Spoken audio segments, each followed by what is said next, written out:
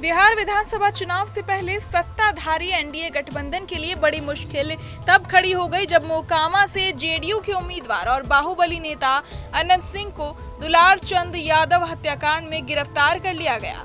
खास बात यह है कि गिरफ्तारी उसी सुबह से पहले हुई जब प्रधानमंत्री नरेंद्र मोदी पटना में रोड शो करने वाले थे। पीएम मोदी, भाजपा और पूरा एनडीए लगातार जंगल राज को मुद्दा बनाकर विपक्ष पर निशाना साधते रहे हैं, लेकिन अब अपने ही प्रत्याशी की गिरफ्तारी से स्थिति पलटती दिख रही है। रविवार को जब पीएम पटना आएंगे तो विपक्ष इस मुद्दे को जोरदार तरीके से उठाएगा, जिससे भाजपा, जेडीयू और पूरा एनडीए सवालों के घेरे में आ सकता है।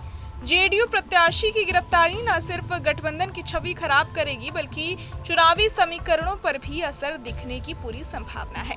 पहले चरण का मतदान 6 नवंबर को होना है। इस चरण में पटना जिले की 14 सीटों समेत सहरसा, मधेपुरा, दरभंगा, मुजफ्फरपुर, गोपालगंज, सीवान, सारण, वैशाली, समस्तीपुर, बेगूसराय, खगड़िया, मुंगेर, लखीसराय, शेखपुरा, नालंदा, भोजपुर और बक्सर को जोड़कर 121 सीटों पर वोट डाले जाएंगे। बाकी 122 सीटों पर 1 नवंबर को मतदान होगा। 6 नवंबर से पहले 4 नवंबर की शाम को प्रचार बंद हो जाएगा। ऐसे में 2 नवंबर को पीएम मोदी का पटना रोड शो बेहद अहम था, लेकिन उससे ठीक पहले अनंत सिंह की गिरफ्तारी ने पूरे माहौल को धुंधला कर दिया है। रोड शो की चमक पहले से फीकी पड़ गई है और विपक्ष को हमला बोलने का बड़ा मौका मिल गया है। मोकामा में दुलार चंद यादव की हत्या के बाद से इलाके में तनाव बना हुआ था। जातीय समीकरण भी तेजी से बदल रहे हैं। अनंत सिंह भूमिहार हैं और मारे गए दुलार चंद यादव समुदाय से आते हैं। यादव समाज जो परंपरागत रूप से लालू प्रसाद और राजद के समर्थक हैं, इस हत्या को भूमिहारों का दबदबा बताते हुए काफी नाराज हैं। कई यादव बहुल क्षेत्रों में राजद के भूमिहार उम्मीदवारों को भी धमकियों की खबरें आ रही हैं, जिससे माहौल और गर्म है। हालांकि मोकामा में ही दूसरे बाहुबली सूरजभान सिंह की पत्नी वीणा देवी को स्थानीय समीकरणों के चलते इस गिरफ्तारी से लाभ मिलने का दावा किया जा रहा है, पर समग्र रूप से देखा जाए तो स्थिति एनडीए के लिए कठिन होती दिख रही है।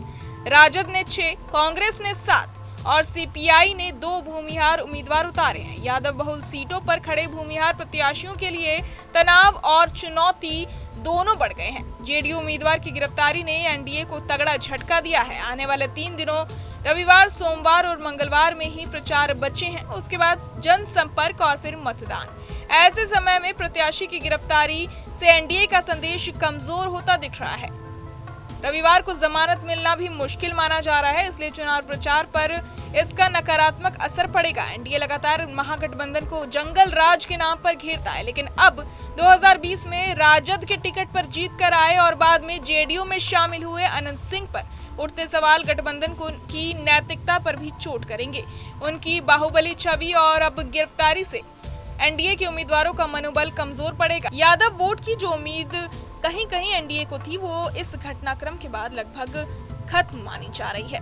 माना जा रहा है कि यादव अब बड़े पैमाने पर राजद के समर्थन में एकजुट होंगे। इसकी चोट भाजपा और जेडीयू दोनों पर पड़ेगी, क्योंकि अब एनडीए के नेताओं नित्यानंद राय से लेकर दानापुर सीट के भाजपा उम्मीदवार और पूर्व केंद्रीय मंत्री रामकृपाल यादव पर दबाव बढ़ जाएगा कि वो अपनी छवि और समर्थन आधार बचाने के लिए जमीन पर और अधिक मेहनत करें। तो अनंत सिंह की गिरफ्तारी ने चुनाव से ठीक पहले एनडीए को मुश्किल मोड़ पर खड़ा कर दिया और इसका असर आगे के चुनावी माहौल में साफ दिखाई देगा। बहरहाल इस पूरी खबर को सुनकर आप क्या कुछ सोचते हैं, हमें कमेंट बॉक्स में जरूर बताएं और बाकी तमाम खबरों के लिए सब्सक्राइब करें न्यूज नेशन। जहां भक्ति है हर शब्द में, कथाओं में छिपे हैं दिव्य रहस्य और ज्योतिष देता है जीवन को दिशा। धर्म से जुड़ी हर बातों को जानने के लिए हमारे चैनल स्तुति को सब्सक्राइब करें। चैनल पर जाने के लिए इस लिंक पर क्लिक करें।